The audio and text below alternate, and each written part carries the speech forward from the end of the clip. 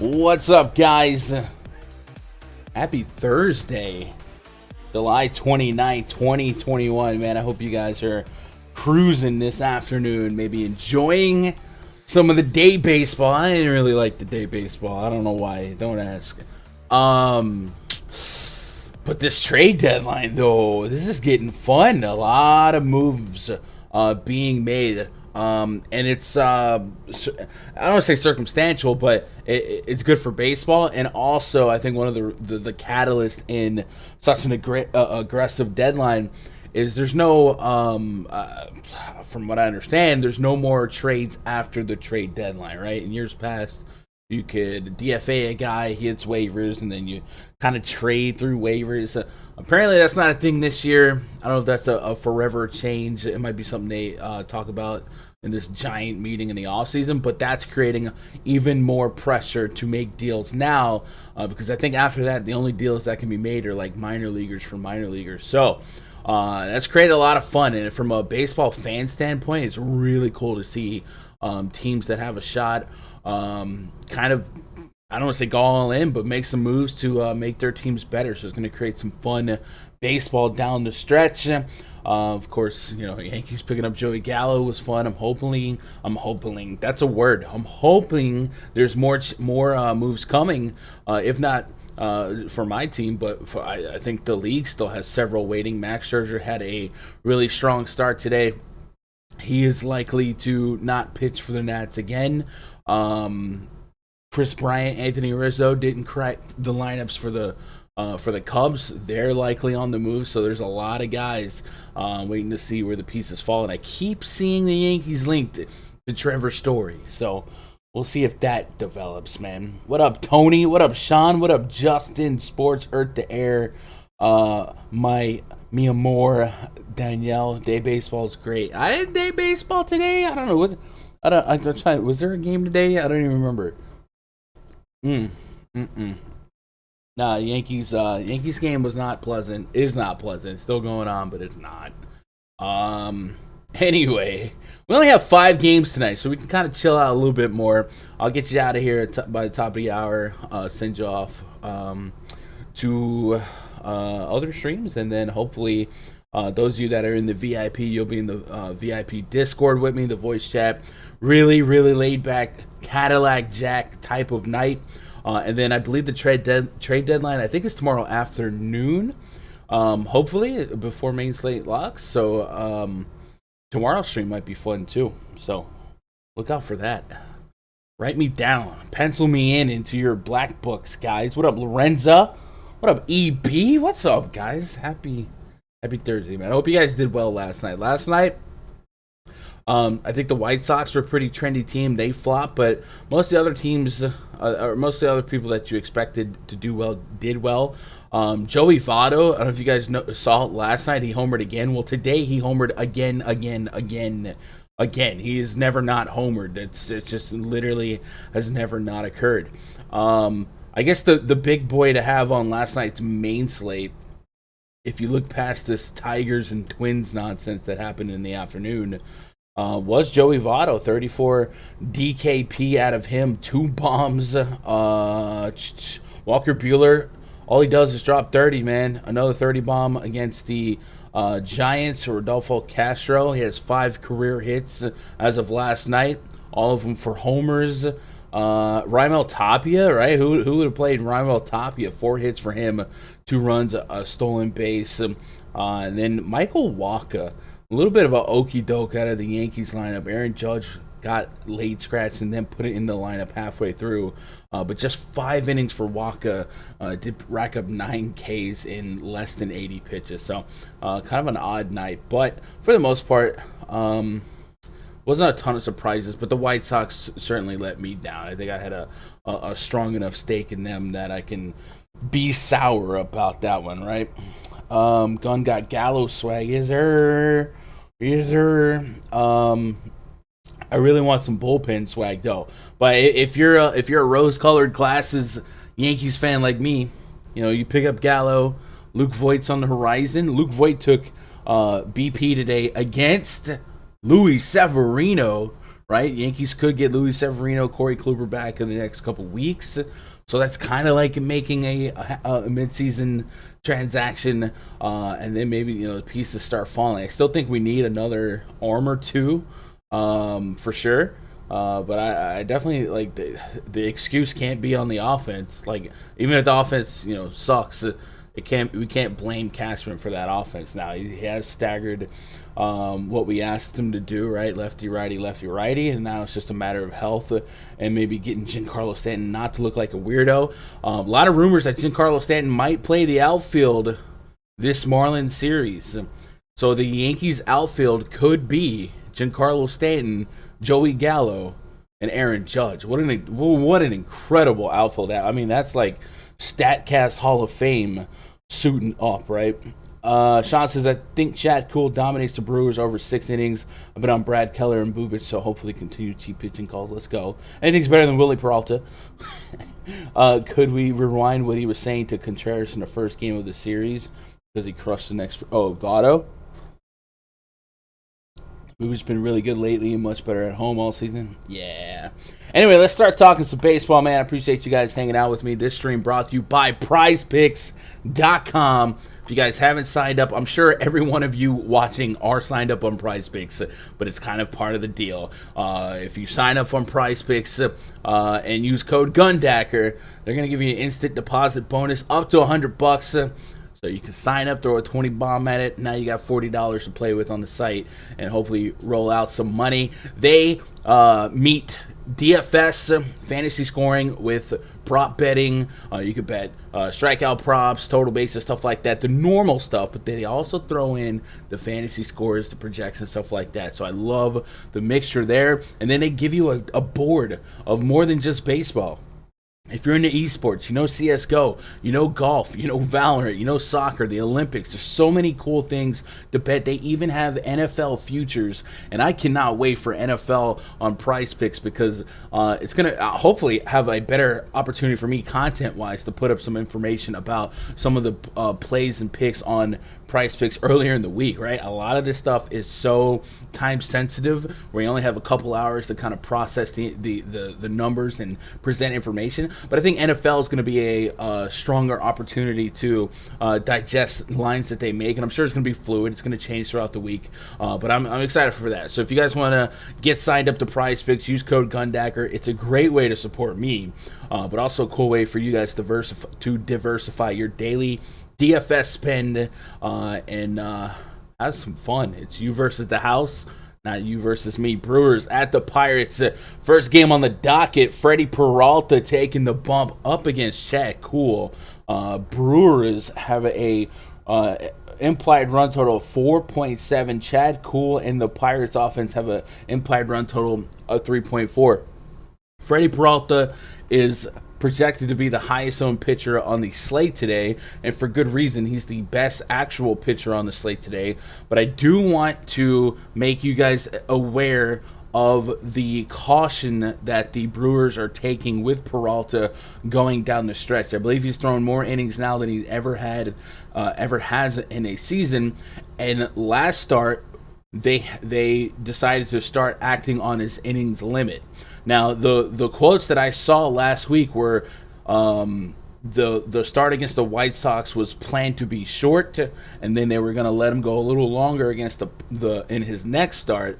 But I haven't seen a quote dated in the last couple days to make me feel better about that. So at least at this point, until we get more information from Craig Krantz, counsel, I at least want to make you guys know that Peralta may not be that 6-7 inning guy that you are hoping for at 50-60% owned by the field. Still easily the best actual pitcher on the slate, but if he just goes 4 or 5 innings again as they monitor his innings count going to the playoffs, because this is a team coasting for the playoffs, that might start souring some fantasy scores. It might be something to think about, maybe not necessarily just for DFS ownership, because 5 innings of Freddie Peralta on this slate might still be a top 3, top 4 optimal score, but maybe you start getting some better odds or some more thoughts on hitting the unders on some strikeout props or something like that.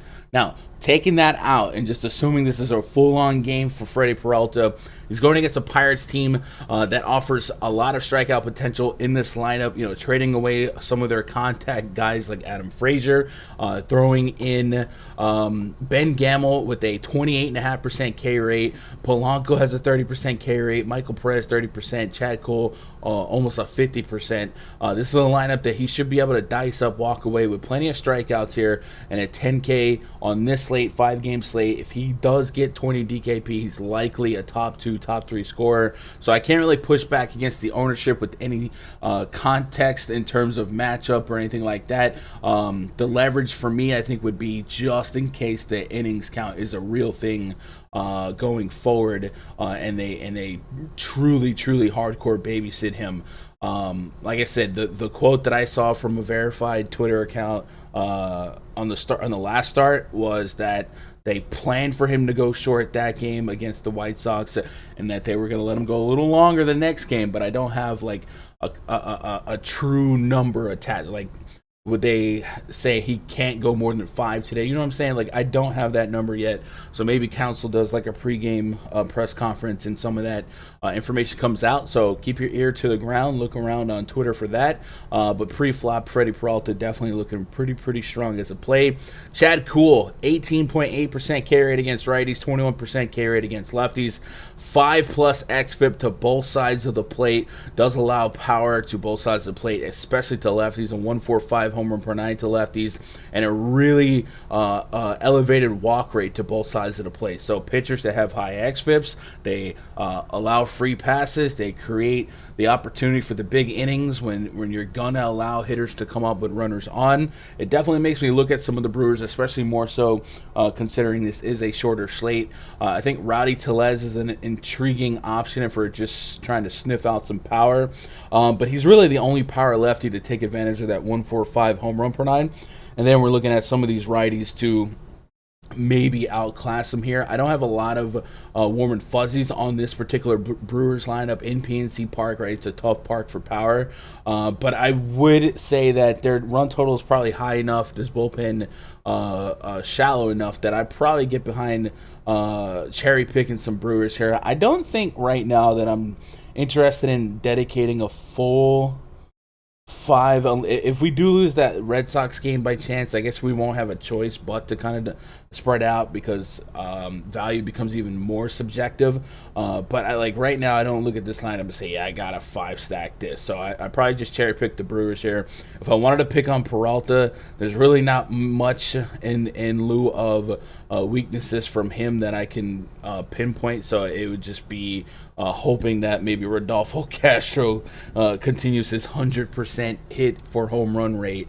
But I don't have any interest in the Pirates here because even this Brewers bullpen is going to be pretty solid. So that's what I got here. If you guys got any crazier takes about this game, or if some of you guys had information on Freddie Peralta, please be let me know. All right, let's get caught up. Freddie Peralta on the pitch count. So it sounds like he's on an innings limit. So it's not pitch count, innings limit. It's the same but different. So like even at that last start, if Freddie Peralta was at 40 pitches and they yanked him versus 15, 20 pitches in 3 innings. So I don't know why leagues look at innings or organizations look at innings and pitch counts a little bit different. Also to kind of look back at that last start, like I don't know that a lot of people walked away from that game truly understanding that there was a concerted effort to babysit Freddie Peralta's innings because his bat was due up with the bases loaded. And a lot of people might just assume that they were yanking him because they needed his bat. That didn't hurt, but they had a pitcher warming up in the bullpen the whole time. So it seemed like it was the plan for him to only go that many innings. So again, don't take my word for it in terms of making drastic decisions now, but maybe seek out some more quotes from beat writers as we get closer to this game tipping off. Before I went live, I did peruse Twitter. I couldn't find anything that wasn't the last start, right? It was all dated 5 days ago. So hopefully something comes out today to make me feel a little bit better about 50% owned potential inning cap Freddie Peralta, right? Sean says, cool 6 innings, 1 run allowed to the Braves. He's just much better at home and has absolutely owned the Brewers lineup. I mean, at home, he's got a 5.4 xFIP with a 15.9% K rate. So it looks like a better results-wise, sure, but I would assume there's a lot of luck involved, a 13% walk rate. I mean, we got time, so we can kind of dig into it, but I assume this is going to be attached to an unsustainable BABIP and perhaps an unsustainable left-on base rate. So let's go pull up his splits via Fangraphs, because we don't want to get too results-oriented. So at home, a 2.36 ERA. Let's move to advanced metrics. At home, he's got a 200 BABIP. That's like ridiculously low with a 5.4 xFIP. His LOB was 69%, 70%. Or excuse me, it's 80.5% left on base percentage. Like, there's a lot of unsustainability here. uh, with a 4.73 walk per nine. Yeah, I mean, he's playing with fire. So, sure, results wise, it seems like he's better at home, but he's really not. He's just luckier, or he's been really, really lucky, right? 200 BABIP, 80% left on base rate, 13% walk rate, and a 16% K rate. It's definitely playing with fire. So, like I said, this Brewers lineup doesn't instill a ton of confidence in me, but it's Chad Kuhl. So if they get to Chad Kuhl, I definitely wouldn't be stunned after the fact. But at 6,400 on this slate, if you think 6.4K, if you think 10 plus DKP might be enough to satisfy an SP2 score, I don't think I don't think you're insane to play Chad Kuhl today, but I want to put a little bit of asterisk by his home performances, right? Orioles at the Tigers. Next game on the docket, Alexander Wells taking the bump for the Orioles, taking on Casey Mize. I don't have a ton of information on Wells. Looks like he doesn't have any big league information, so I'm going to pull up his minor league numbers, kind of see what we're dealing with.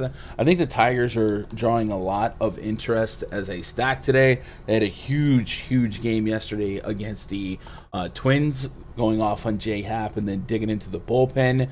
And right now it looks like they do get the benefit of a little bit of a wind, near 80-degree temperatures, and they're pretty solid favorites. So Alexander Wells in the minors, we've got 10 games, 8 starts, 43 innings, 37 strikeouts, a 116 whip. So it looks like his whip isn't horrible. 4.19 ERA is also not horrible, just without context.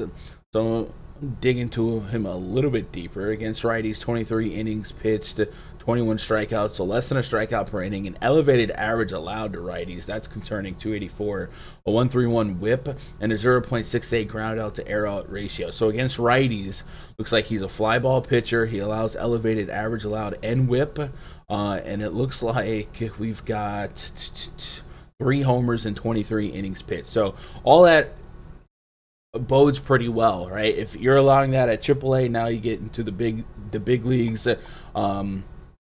This Tigers lineup comes out pretty righty heavy. The only lefty being Akil Baddoo, but even he's somebody I can kind of get behind. So I do agree with having interest in the Tigers here.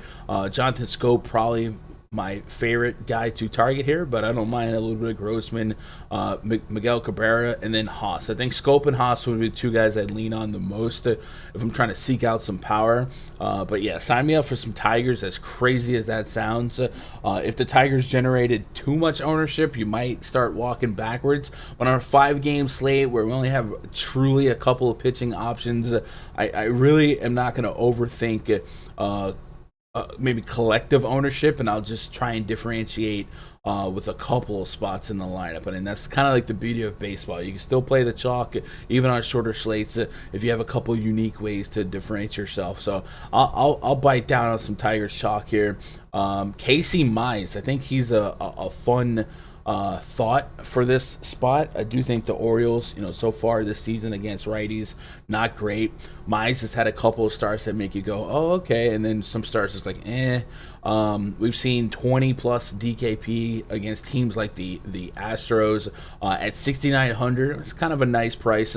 I'd really like 15 to 20 plus DKP as something I might be able to think about. Has not pitched against the Orioles yet this season.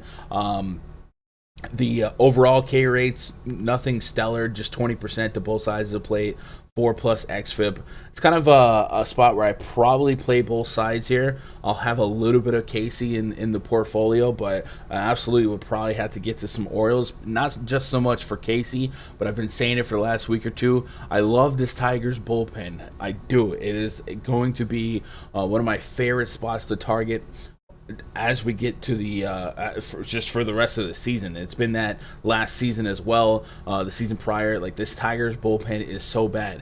To kind of paint a picture, yesterday I believe they had a 10-0 lead over the Twins, and ended up being like 17-14. Like, the Twins ended up putting 14 runs on the board even down 10 because this bullpen is this bullpen. So Orioles will absolutely be in play for me today.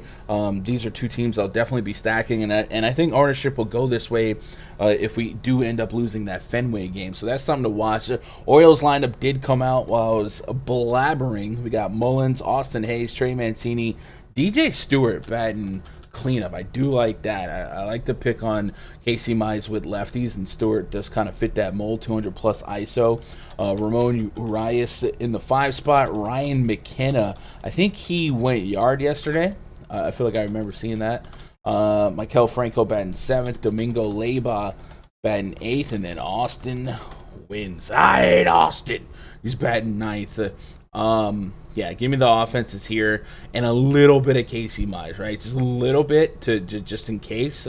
But yeah, this is a game I'm digging quite a bit. Where are you guys on this game? Let me get caught. I got the wrong box open. Here we go. Nice pitch, the best of his career since coming back off the injured list. Are we talking about cool? I'll go back and look at that, Sean. I'm sure you thought about it. Dude should have 17 likes. Gun does the best of. Hey man, I appreciate that, Luke. Like to see what your lineups look like. Did you see what you said? Baseball was bad. Oh, you just okay. Yeah, it's not great. What up, Day Day? It's all right. Yankees won the series. It's fine. We're good. We're good. Anyway, Orioles stacks, Tiger stacks. I'll go back and look at the Chad Cool stuff, Sean. After I get to the finish here. Because I'm curious, I am curious if you got a tell on Cool that I missed, but it does seem like overall he's got some unsustainable luck at home. I don't know what the sample size is since he's come back, but we'll see. They're only letting Mize go 4 innings. See, that might... So, I don't know that, I'm out on Mize if 4 innings is the cap, right? I don't think there's a ton of upside there, but on this slate, if he slipped to SP2, I don't know. Let me look at it. We'll have Peralta, yeah, some Bundy, a lot of Montes, and Musgrove. So I think Peralta and Joe Musgrove are going to be your chalk. You diversify that SP2 a little bit with Montes. I think that's what the third guy will be. So I don't know that if I'm making 150 lineups, I'd really like 5 or 6 guys. I might take a shot at Mize, right? Even if Mize was a low end 10 DKP, just to have that little bit of diversification, I might be in on it. Because I don't think I'm going to target pitchers in this Fenway game. But let's talk about this Fenway game, and maybe we can develop some stronger opinions on what to do with Mize. I definitely don't have warm and fuzzies on playing Mize regardless, but knowing that he could be limited to 4 is a quicker path to that bullpen, which makes me like the Orioles a little bit more, right? Kike Hernandez, Jarren Duran, Xander Bogaerts, JD Martinez, Hunter Renfroe, Alex Verdugo, Christian Vasquez, Bobby Dalbec, and Franchi Cordero as projected. Your Red Sox lineup. So let me refresh Roto Grinders, or we're going to look at Kevin Roth's opinion or weather opinion on this Fenway game. He has it listed as orange yellow, and he says some light rain early, heavy rain towards the end or just after the game. I think if they make a commitment to playing, i.e. we see tarps off and players warming up, they likely can play ball here. With this far out, I have no idea what the outcome is. I think we've seen Blue Jays, Red Sox suffer 2 postponements in the last 2 weeks from weather, so we'll keep an eye on that. It is important baseball for both teams, and for what it's worth, on a full-scale slate, both pitchers have some pedigree in and of themselves to be solid, right? We don't love the matchups, we don't love the park, we don't love the weather. But if there wasn't weather concern, in 150, I do probably diversify with a little bit of either pitcher. But as it stands now, we got a little cloud over it, and we've got some question marks. Eduardo Rodriguez left. I think it was against the Yankees was his last start. He left that game with a headache, I believe, from what I was watching. Has he pitched since then? No, it was the Yankees game. Left that game with a headache. So we shouldn't be concerned about an injury or anything like that. And He's Erod, right? 8,800. Could he get you 20? Yes. Matchup isn't fun by any stretch of the imagination. But I think for the 150 crew in the chat, we probably get to a little bit of him if we are able to feel like this game gives us 6 innings without being impacted by weather. With that said, you're absolutely getting to the Blue Jays, you're getting to the Red Sox stacks, you're just playing every side of this game. Blue Jays have an implied run total of 5.1, the Red Sox 5.5. Hunyin Ryu against righties so far this season, a 126 home run per nine, a 250 average allowed. He's been better on the road in terms of suppressing power. That's natural. Dunedin, Buffalo definitely play power friendly, but Fenway is definitely not a comfort park. It doesn't give up as much in lieu of homers, but it definitely is more hitter friendly because of just the way it kind of shakes out. So again, I wouldn't be anti playing some Ryu either. He's 8.6K on DraftKings. Just kind of one of those games where I would play every kind of angle I could if we unlock this game weather-wise. So keep your ear to the ground if you follow Roth or if you have your preferred weather source for opinions and information on games. Look at it.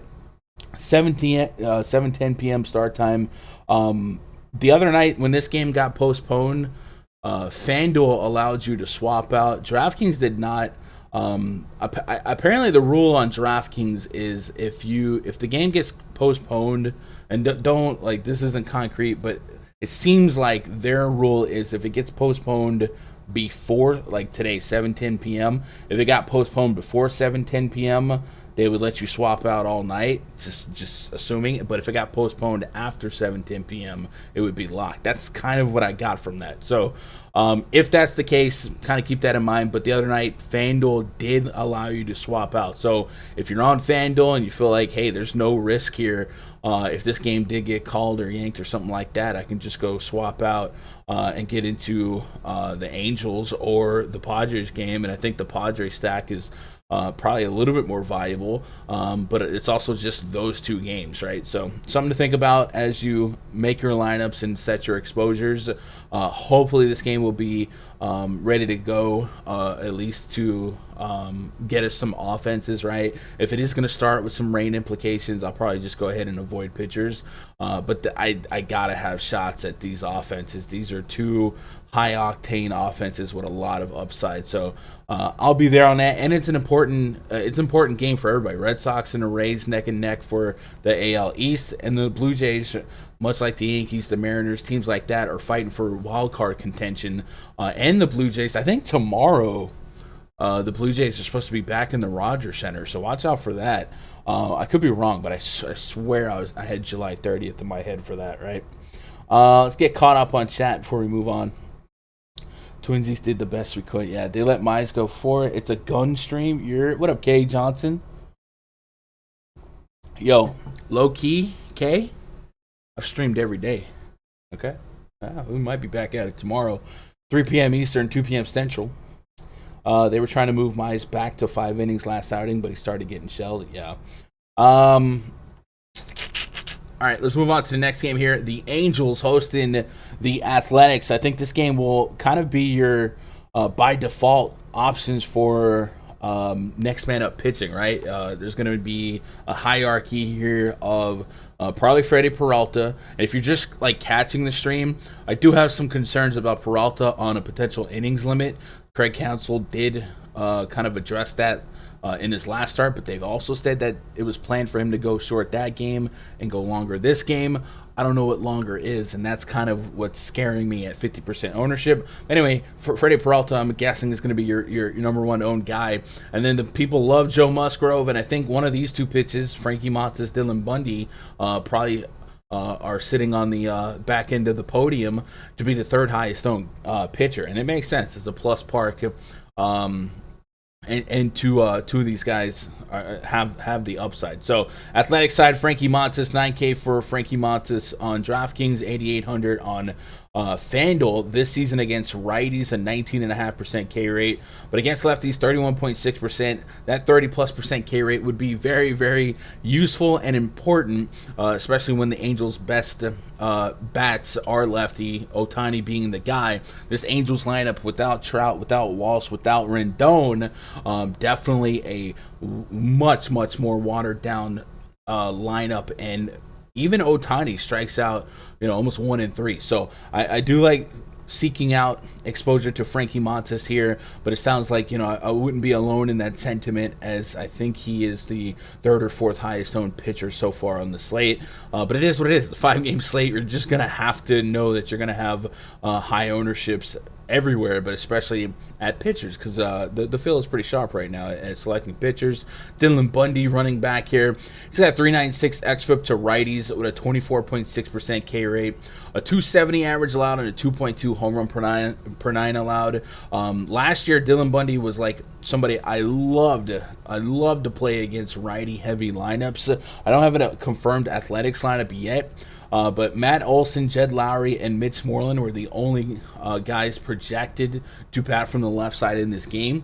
So if we could get Bundy closer to last year's numbers at 6,200, I might gamble on 12 to 16 DKP as my range of outcomes to maybe do well in this park. And the Athletics on the year, just about league average WRC plus against right-handed pitching and striking out 23% of the time. So at 6,200, I don't need lockdown, shutdown, ace-like performance. Just looking for in the teens. So I do think Bundy cracks the pool. Probably my favorite of the middle price pitchers so far. If we're going to isolate some weaknesses here and start picking some bats, Dylan Bundy against lefties, that's a problem. 2.17 home run per 9. Mr. Matt Olson is waiting on him. A 266 ISO against righties the last 2 years for Olson. Almost a 900 OPS. He has a 4.12 grade in the bomb detector. I wonder what that is in context versus the rest of the slate. Looks like it could be top 2, but let me resort. Olson is at 3. So Olson's number 3 in the bomb detector for a homer. And this is a really, really nice matchup. The only other thing I'm going to look at here is potentially the pitch report for Dylan Bundy versus Olson. Fastball, slider, curveball. Olson plus against fastball, slider, and a plus against the changeup. So this is a really solid matchup for Olson. Also, Starling Marte might be in the lineup, and he might be in front of Olson, and that's just really, really good for Matt Olson, right? So I like the spot there. It might even be a fun handcuff opportunity. I will be having exposure to athletic stacks just because, this Angels bullpen's literally average at life, and this Athletics team, I do like them a little bit more on the road. Angel Stadium, way more home run friendly than Athletic Stadium, the Oakland Coliseum. So I will be in on some A stacks, but that's, again, not to say that 100, 150 lineups I won't have Bundy exposure 6,200. It's just kind of walking the line. So I hate to be the fence walker, but for MMEing on a 5-game slate, you're just gonna have to turn this into a math problem and kind of diversify and set exposures appropriately and kind of play it like a poker hand, right? So Montas is definitely going to be top 3 for me in ownership. And as we get closer to lock, I'm hoping to get some information on Freddie Peralta to allow me to make a stronger standard decision, because at 50% ownership, if I'm not super confident that you're off the chain today, that might be one of those leverage spots where if I can just meet the DKP production, I might just allow that to happen, because I do want to find some leverage opportunities on the slate, and I do think that could be one if we're putting a glass ceiling on them. Let's see what you guys got in chat. I know I'm just saying I saw you on the AEW channel 2. Oh, okay, yeah. I read that as AEW and thought you meant wrestling, and I was like, I don't remember being on AEW. Don't play Bundy. Musgrove is mad. He'd be so chalky. Freeling's risky too. Tough call. Bundy's so bad. No reason to play him when you have Cool right there. I mean, that sentence itself is just crazy, right? I'm not behind Bundy because I think he's a fantastic guy, or a fantastic pitcher. But I'm behind Bundy because 6,200. If I start, computing ranges of outcomes and simulating this spot, 1,000 times, there's probably a 20-30% range of outcome that 6,200 gives me, maybe 3x value, maybe 2.5x value, and on a 5-game slate, I'd take that, right? I do think the percentiles kind of to match up to where there's no reason for me not to get there and diversify. I don't see how he's any less or more risky than Chad Cool. You're on the Chad Cool thing. I guess the argument is like his pitch count is not where you want it to be. And as I'm taking a second peek here, maybe he is like completely not stretched out. He hasn't tossed more than 50 pitches in the outing since June 20th. So yeah, I guess 3 innings of Bundy might be asking a lot. I didn't really pick up on that. That actually is pretty important. So I still like Matt Olson though, but that's gonna be a quicker path to the bullpen than I'm still there on the Athletics. Dang, man, we really can't pitch nobody.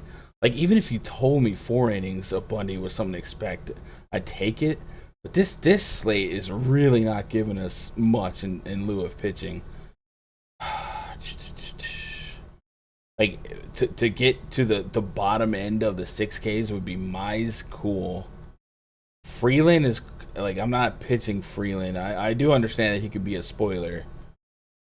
Yikes, man. This is going to be extremely concentrated ownership. And even that puts more validity on Peralta. Even if Peralta played 4 innings, 5 innings, and got strikeout per, if he hit 18 DKP, that still might be top 3, and it still might be an opportunity for him to be optimal.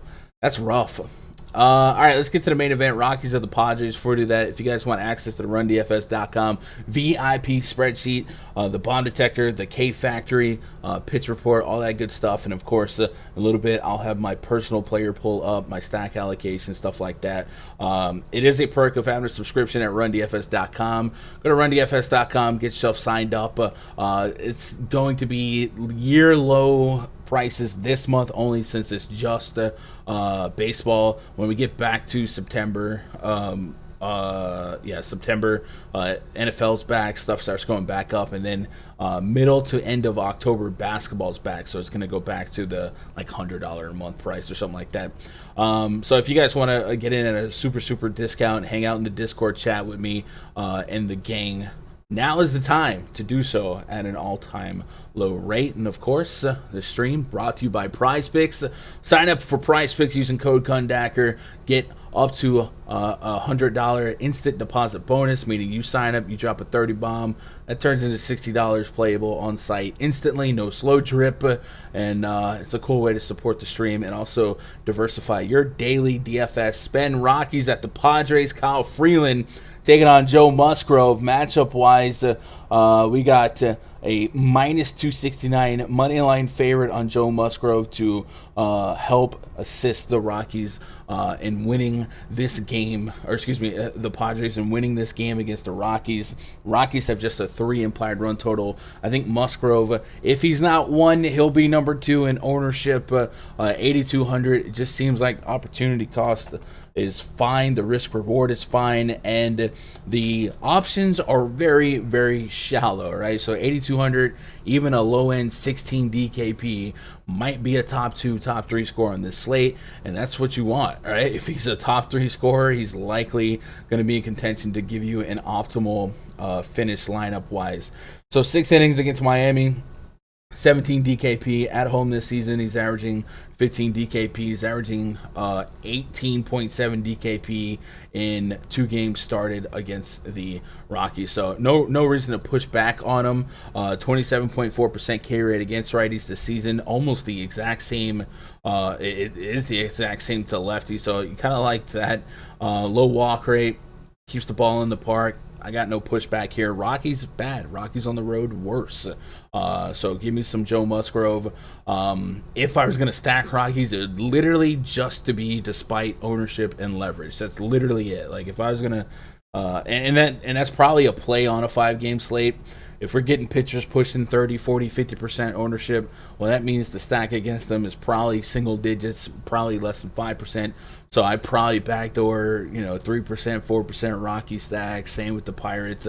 But that's not at all an inclination on the starting pitcher or the matchup. That's really just trying to get a little bit of hedge and a little bit of leverage because why not? It's a 5-game slate, and that type of leverage could go a long way in the low percentile outcome that that the Rockies go off today, right? No confirmed lineups for either team. Kyle Freeland on the road, 284 average allowed with a 1.8 home run per 9. That's pretty significant considering his home park is Coors. So there's a case that might even be worse than what he's doing at the house. And we do like some Padres against lefties. Fernando Tatis has just an incredible rating trend in every category, batting over 300 against lefties the last 2 years. ISO's pushing 300. OPS is almost 1,000. His base running grade on Fangraphs this year 7.5. That's just insane. So Fernando Tatis probably going to be my favorite actual position player on the slate. And then bomb detector wise, he was number 1, 4.25. So still not a ton of 4+. Like yesterday, we had guys pushing 4.8, 4.7, but he's number 1 in that metric. So probably going to be a core play for me today. And I would assume I'm not alone on liking Fernando Tatis from where I'm standing. So he might be just straight up one of the highest owned players on the slate. 5-game slate is what it is, man. You just got to make some plays, make some stands. I don't mind biting down on that, especially because shortstop is Fernando Tatis. And basically everyone else, Trevor Story is in this projected Rockies lineup, but he's been a big topic of discussion for trade, and there's a great chance that he's not in the lineup tonight, and that would just make this lineup less offensive, right? And then Bo Bichette and Xander Bogaerts, that game could get a little bit weird. It could not play. It could get rain. People just don't touch that. So you're looking at Fernando Tatis to 5,900, and then it just drops to 4,600. Willy Adames, sure, and then it gets really, really bad. So I think Tatis, just by default, it's going to be the highest owned, assuming the highest owned hitter on this slate, because this position could get really, really drastically skim, and it is what it is, right? So I'll just take it, especially on Fanduel when you have shortstop and then you add that util. So give me that, chat. You guys got any hot takes? I'll spend a second, go look back on the Chad Cool recency bias stuff, and then we'll maybe revisit some lineups that came out. Musgrove was 70% earlier. No way that stays. Man, I don't know.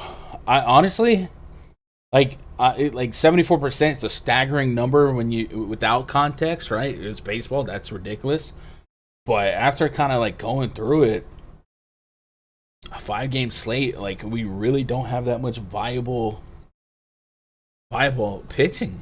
We really don't. He's catching the Rockies on the road to begin with, but talk about pitchers that we don't have any worries on pitch count or innings or weather. I think we got 3 or 4 to choose from, and Musgrove is the cheapest of them.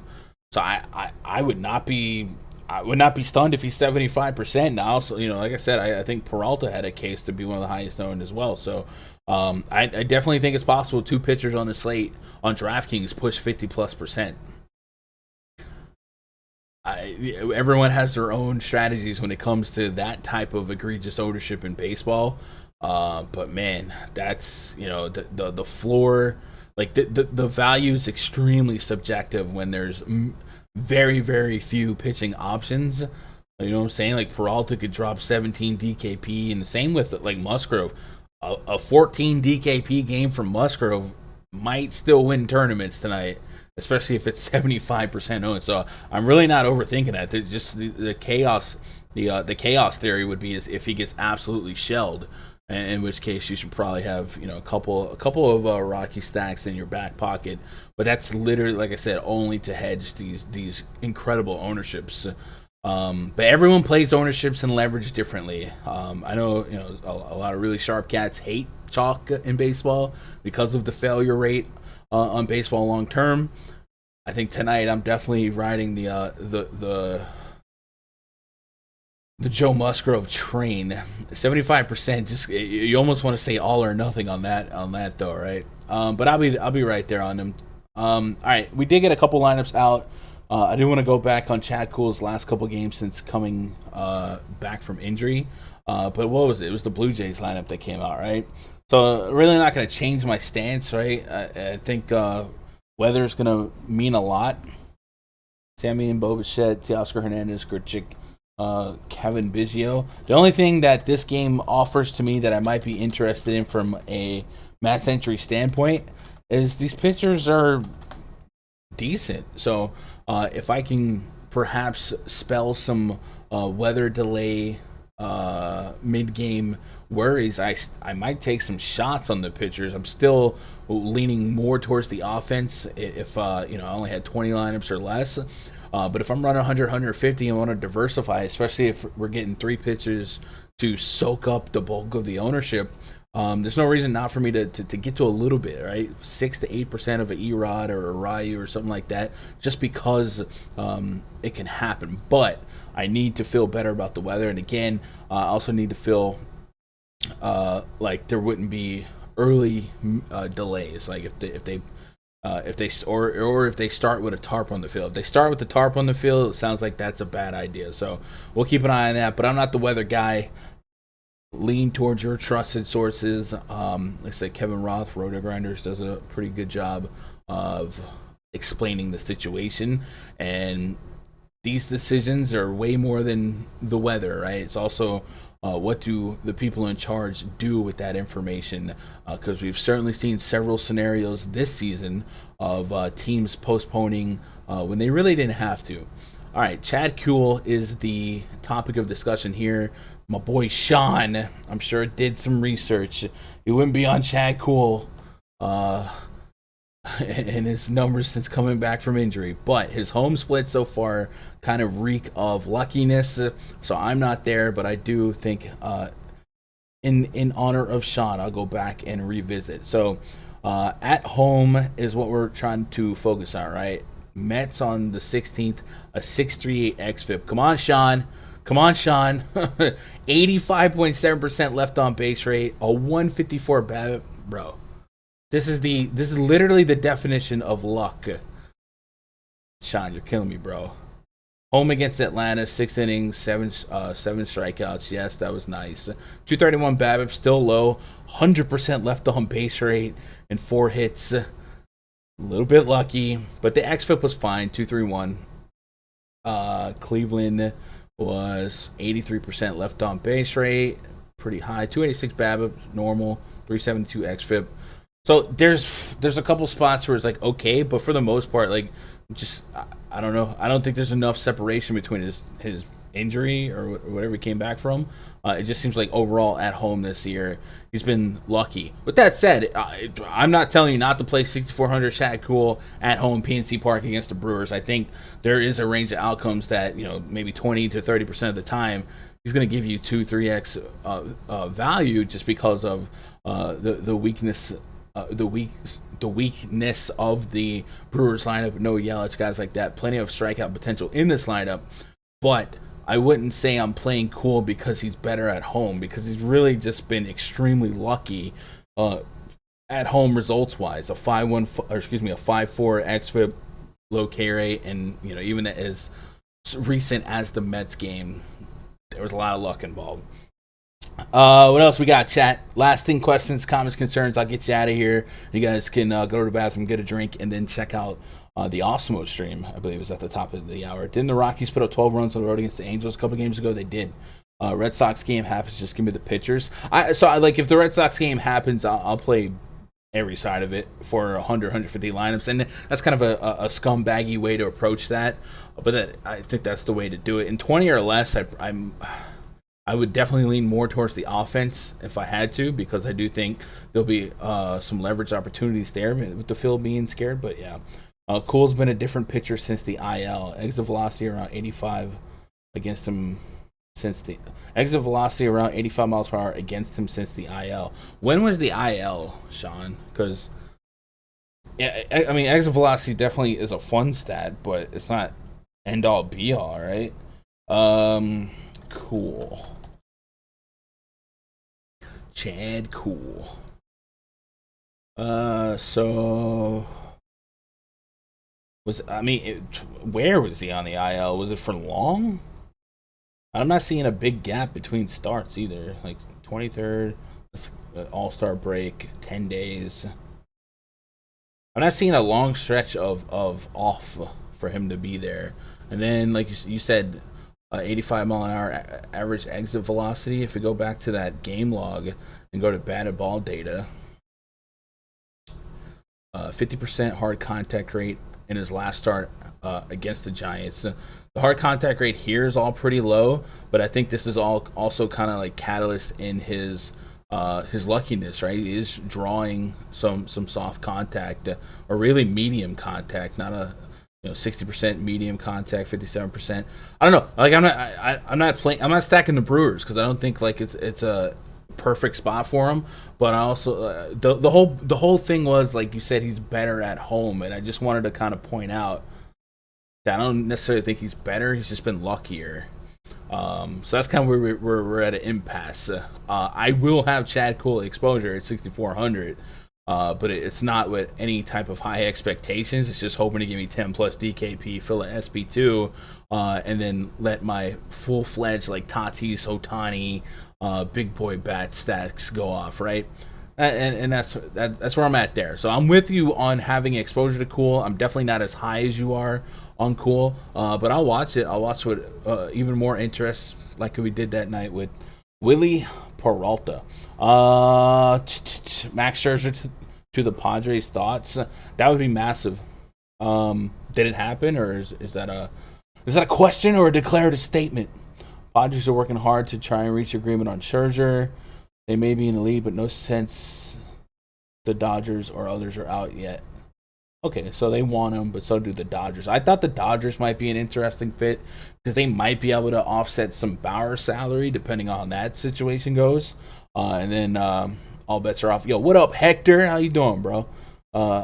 Hector, you don't come by my Twitch streams anymore. I'm offended. He changed his last name to Cool. He ain't that cool to me. What up, Mopar? What's up, boys? He said I pitch in the 777. This slate sucks. I'd probably be Musgrove Peralta, but if like Craig Counsell came out with some stuff about Peralta also being watched today, it might just be like it might be Montas and Musgrove, and then I might do something stupid like play Ohtani in my Montas lineup, and I don't know, man. This is a rough slate for pitching. I think Fanduel might be the move for me since I can kind of feel like I'm getting less is more, right? One pitcher, I can play Musgrove a little bit better. Dominated the Braves at home. I mean, everyone has good games. Would you play Cool in the 7-7? What's the lineup looking like? So for hitters, we're at 353. In 777, I really want safer plays, right? I don't need to fill out a crazy contrarian stack. My top two hitters on the board are going to be Matt Olson and Fernando Tatis, like point blank. And then depending on that Fenway game, I would navigate accordingly. But because Tatis is there, I feel inclined to at least go get like Machado as a handcuff, and maybe also take advantage of Kyle Freeland's righty splits, so I'd probably be there on that. I do think Baltimore-Detroit's going to offer a lot of potential. We did look up Alexander Wells' minor league numbers against righties, high average, some power allowed. So Eric Haas is going to profile well, but I also really dig Jonathan Scope, so maybe I put Scope at the 2 spot. Haas is a catcher, so I might just play him just for whatever. So if I use that as kind of like a core, I can always find value at outfield. I think Musgrove, I'm just going to eat the chalk on that. I'll take it. And then it leaves me 39 per. So Peralta, if we put that in there, it's going to give me less than 2K. So like if you threw in the Chad Cool there and you thought he would survive, you get 3K per. if you took him out and opted to go like a Montes or whatever, even though it might go, versus your Ohtani play or something like that, I guess I wouldn't hate. Like if I thought Peralta was super floored out or something like that, and I also just wanted to be like opposite the field somewhere, even if I took the 80%, 90% Musgrove in that contest, but I gave back the 50% owned Peralta, maybe it's not crazy. But that's a tough decision, man. I don't want to make your $800 decision, man. But I don't hate it. Like I don't hate the lineup I can make by taking a 6K pitcher, as long as he got me, over 10 DKP. I feel like it would fit the plan, right? Yo, what up, Joshua? What up, Mouse? Amazon work doesn't allow me 6. Oof. Getting that money though, I appreciate that. You already shared the bomb detector. I'll do it again, and then we'll get out of here. You guys hit that thumbs up before we get out of here. If you want more baseball coverage, I believe the Osmo stream is going to start here in a couple minutes. Tatis, Ohtani, Matt Olson, Manny Machado, Matt Chapman, and Mark Hanna. Those are the only 4+ ratings, right? Tyler Alexander Alexander Wells. Tyler Alexander plays for the Tigers as well, I think. But Alexander Wells does not have sample for the bomb detector because he hasn't pitched in the big leagues. It's based on big league stuff. But his minor league stuff says he could be vulnerable to power to righty. So that's why I'm just kind of looking at Jonathan Scope there, right? But that's the bomb detector. If Cool doesn't survive, you're done. Yeah, 100%. All right, that's it, boys. I appreciate you guys hanging out. We'll try and be back tomorrow. I think tomorrow's Friday. Usually a big slate. This trade deadline day should be exciting. So if you guys want to join me, 3 p.m. Eastern, 2 p.m. Central, all right? We'll be here for that. We'll talk some baseball. We'll make some lineups, man. Otherwise, twitter.com/Gundacker. Hit that thumbs up on your way out. If you're not subscribed, get subscribed. I appreciate it. I hope you guys crushed it tonight. No matter what happens tonight, it's going to be a weird slate. Play light. I don't know. Have some fun with it. And then be back tomorrow. And I'll see you then, man. Good luck. God bless. Go win some money. Enjoy that NBA draft, too, if you're into that. Peace out, guys.